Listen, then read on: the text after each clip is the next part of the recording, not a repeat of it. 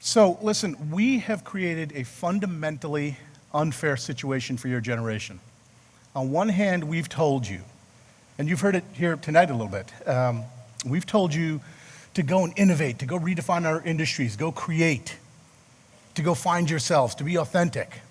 And on the other hand, we've handed down to you a structure, a system, a way of viewing life that fundamentally argues against innovation, creativity, self-expression, etc. So I've spent the last 25 years of my life working on human development and what it takes to create transformation with human beings in corporate environments and with students. Early on, I had an insight about something that's informed the whole body of work that we've done, and it's this. Every single person in this society seems to have the exact same job. So a couple of reference points. I'll leave you hanging on what that job is. I'll give you a couple of examples first. So about 15 years ago, an executive from one of our client organizations called. It was around September, October of the year, near the end of the year, basically. And we got basically this call. Hey, listen, we're going to make too much money this year. We need to figure out a way to spend some of it. How much can you guys take? Now, I'm paraphrasing that for purposes of humor. The executives being very responsible. They weren't looking to throw money out the window. They were looking for responsible ways to spend that money and building infrastructure. But they wouldn't have done any of that had they not been concerned that they were going to report too much income. That sounds a little nuts, doesn't it? Making too much money is a problem. Let me give you a second example a little closer to home for you. So folks your age, have jobs around the house. Common household job for young folks, mowing the lawn. So let's say your job is to mow the lawn every Saturday. And, you get it done within a day on either side, it's fine. You get it done on Friday, it's fine. You get it done on Sunday, it's fine. What happens if Saturday you don't mow the lawn, Sunday you don't mow the lawn, Monday you don't mow the lawn, Tuesday you don't mow the lawn, Wednesday you don't? What happens? You're in trouble, yeah? Take the reverse scenario. Your job is to mow the lawn every Saturday, plus or minus a day. You mow the lawn on Saturday, and then Sunday you go back out there and you decide to touch up the edges. And then Monday you come home from school and you decide to go over the lawn again, just in case. And Tuesday you come home from school and you decide, let me check those edges again. And Wednesday, I think I missed a little spot in the corner over there, and you go out and mow the lawn again. What are your parents going to think? They're going to get excited? Oh boy, he's really got some enthusiasm about the lawn. No, they're going to, what's going on? Wait a minute, are grades coming out soon? You know what? I bet this is about a new car. He's been hinting at a new car. That's probably what this is about, right? That behavior, even though it's more of what you're supposed to be doing, the initial response is, it's a problem. What's that about? What's that corporate executive's concern about making too much money about? What it's about, in my experience, is the one job we all seem to have in this society. It's this. Everybody's job is this. Maintain control, predictability, reliability.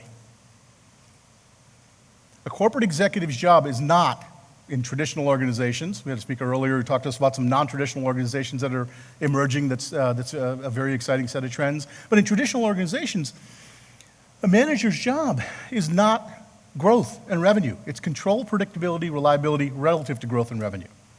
You know what a doctor's job is? It's not health. Now, every individual doctor I've met, they're very concerned with health. But that's not the design of their job. The design of their job is control, predictability, reliability relative to health outcomes. So, surgery of type X with a 94.6% success rate, plus or minus 0.5%. And everything's fine. Now, that individual doctor may well want a 100% success rate, but the design of the system that we're handing over to you is maintain control, predictability, reliability relative to health outcomes. That's the healthcare professional's job. You know what your teacher's job is? It's not education, not in terms of how the system's designed. I'm sure your teachers are very committed to education. Again, my experience with my daughter and the teacher she's had, very committed to education. But the design of the job is not that. The design is control, predictability, reliability relative to educational outcomes. In Connecticut, we have CMTs, or we had before Common Core. Now we've got a new set of standards, but You probably remember some kind of standardized testing from middle school, elementary school. And so that fourth grade teacher in my school district, her job is not education of the children. It's control, predictability, reliability. 620 CMT math score, plus or minus, 620 is our district average, plus or minus 20 points. And everything's fine. And there's other standards like that, right? Math, there's reading, there's writing, there's attendance, there's all these things. But all of those things are measured in this way. Oh, you're a little ahead of me, but that's okay. You can stay there. All of them are measured in this way. Think about your relationship with your friends, okay? Your best friend is a Taylor Swift fanatic, okay? Just loves the music, loves Taylor. Next time you see her or him, she's wearing a death metal t-shirt, got a half-sleeve tattoo, and 4 face piercings. What's your reaction? Are you curious? Or is there a problem? What happened to you? Even in our personal relationships, what we orient from is control, predictability, reliability. You should be tomorrow who you were today. I should be tomorrow who I am today. And then it varies up or down, right? So really, for a manager, it's not a flat revenue, right? It's $500 million in profit, plus or minus $5 million, and then increasing 10% a year based on growth initiatives, right? Or in school, it's student absenteeism of 5%, plus or minus 0.5%, decreasing 0.25% a year based on new school policies and such, right? But all of it boils down to this. Every job that I've looked at, every human interaction that I look at, is informed by this mindset. If we're living in the matrix, this seems to be the single line of source code.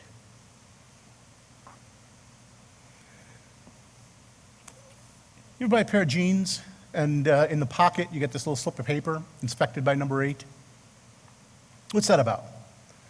It tells you that that pair of jeans meets the performance standards, plus or minus some acceptable variation, for a pair of jeans of that brand at that price point, right? So if you go down to the mall, you buy a $50 pair of jeans, you're going to expect a certain level of performance. That inspected by number 8 tag tells you that somebody's checked on it, and these pair of jeans meet the performance standards that you'd expect for a $50 pair of jeans for that brand, plus or minus some variation from one specific pair to another, right?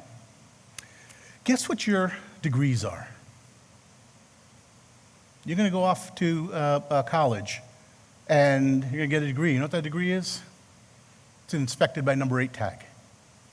You go off and get a bachelor's in finance, and that degree is you've been inspected by number 8, whatever that university is, and found to be a generator of predictable, reliable transactions relative to, in that case, entry-level financial transactions, with some degree of acceptable variance from one graduate of that university with that degree to another. Yeah? So I get that, how I'm talking about this makes it sound awful, oppressive. Yeah? If I had an hour, I'd really depress you. But actually, this mindset, this filter on life, has led to the greatest explosion of growth and prosperity in human history. We've always had a predisposition. I think we're biologically wired to crave a certain level of predictability because, think about it. We're hunters and gatherers. Something that's out of the norm could kill us. But the last 200 to 300 years, industrial era, we've made this an absolute science, and it's yielded some amazing things. From medicine, advances in medicine, technology, the iPhone I got in my pocket, some really amazing things. But it's come at a cost. It's come at a really significant cost that creates a real contradiction for what we ask you folks to do over the next 40, 50 years. The immersion in control, predictability, and reliability has left us with this mindset, this understanding, this thought that everything can be engaged with certainty. That everything can be engaged with from the perspective of a right answer and figuring out the right methodology or the right formula. Right? Our tomorrows, your tomorrows, are drowning in a sea of conflicting certainties. Christian certainties, Muslim certainties, Jewish certainties, Hindu certainties, Republican certainties, Democratic certainties, Tea Party certainties, and libertarian certainties, white certainties, black certainties, Hispanic certainties, Asian certainties.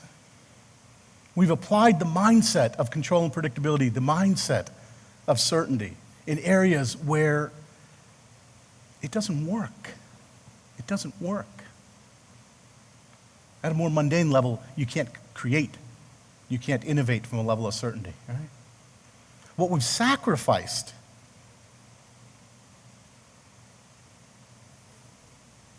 is our relationship with mystery. As we've picked up this deep and profound relationship with certainty, we have completely lost our relationship with mystery. Mystery is that which defies specific explanation. I came to this country as an immigrant, about 5 years old, spent about 10 years under the radar as an illegal. America gets talked about, again, through Republican certainty, Democratic certainty, Tea Party certainty, et cetera, gets talked about in certain terms. For me, America is an entry point into a mystery. The mystery is this, that biologically, I am prone to tribalism. It's wired in my genes to protect those who share my bloodline and to not care much about those who don't. And yet, how is it possible for human beings to create a society that is completely and totally heterogeneous in every conceivable way, in ways that we haven't even imagined yet? That's a mystery. That's not a formula. I'm sorry, there is no formula for that.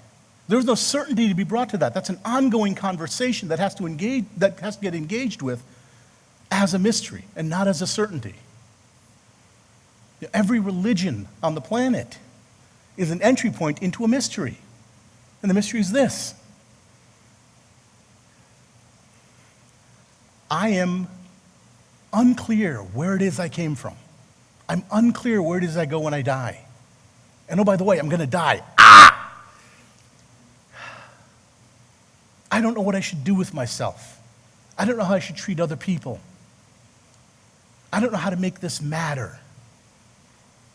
Every single religion is an entry point into that mystery, which is a conversation. And yet, our only conversation for you is certainty. I do a lot of pro bono work for a couple of religious institutions, national. You folks are leaving religious institutions in droves. I don't blame you. All we offer you is certainty. We don't offer you anything to engage with. The most important one, though, that I want to invite you to look at, the most important mystery, is you. Do you realize none of your parents wanted you? This whole day has been an intervention. We're going to stop here. Your parents are going to come in. They need to have a talk. No, none of your parents wanted. How could they have wanted you? 19 years ago, did they want a 5'7" male who parts his hair on the left, likes to take photographs, is a rabid Justin Bieber fan, and rides a unicycle? I don't know. He looks like he might ride a unicycle. How could they have wanted that? You're a surprise. You're fundamentally a mystery. As you go off into the world, you are not a set of psychological traits measured in some personality test. You're not a set of skills to be developed. You're not your body. You're not your mind. You're not your soul if you believe you have one. You're not your artistic potential. You're not your success potential. You're not your earning potential. You have all of those things. But I'm going to offer you that if you bring every one of those things into a level of certainty, into a level of complete and total certainty, you know exactly what your skills are, you know exactly what your traits are, you know exactly all of these things, right? That you will still remain a mystery. And so, my invitation to you, and I'm cheating here, This conversation really isn't for you, it's for these three. My invitation for you is to live your life at the intersection. This your theme here is intersection, to live your life at the intersection of certainty and mystery, and to be discerning, to be fundamentally, ruthlessly discerning, and understand what parts of your life, what parts of your relationship with others benefit from an engagement at the level of certainty, and what parts of you and what parts of your relationship with others and your relationship with country and your relationship with God benefit from a relationship based in mystery. Thank you.